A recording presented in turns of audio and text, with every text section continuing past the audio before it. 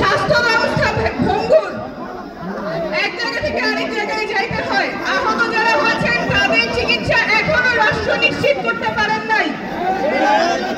আহতরা এখনো জানে না কোথায় গেলে তার চিকিৎসাটা হবে। আমরা আজকে সারাদিন বিভিন্ন জায়গায় গিয়ে ওদের এই দুর্দশার কথা শুনে আসতেছি। এখনো অনেকে ব্যথায় কাতরাচ্ছেন, কোথায় গেলে চিকিৎসা পাবেন। অনেকে বিদেশের চিঠি আছে, কিভাবে যাবে জানে না। এই সরকারের তো এই কাজটা করার কথা ছিল। গণঅভ্যুত্থানে যারা আহত এবং শহীদ পরিবার, চিকিৎসা ও পুনর্বাসন প্রথম প্রায়োরিটি, সেটা হয় নাই। শিক্ষা অনেক জায়গায় ঠিক নাই। আমাদের শিক্ষার মান উন্নত করতে হবে। শিক্ষা কোনো পূর্ণ হবে না। সবার জন্য শিক্ষা নিশ্চিত করতে হবে, স্বাস্থ্য নিশ্চিত করতে হবে। সরকারি যে সুযোগ সুবিধা সেগুলো শুধুমাত্র যারা ক্ষমতায় আছে, যাদের টাকা আছে, তারা কেন পাবে? আমার সামনে পাঠাতে গরম লাগে। তুমি অফিসে গেলে ঘুষ দিতে হবে কেন?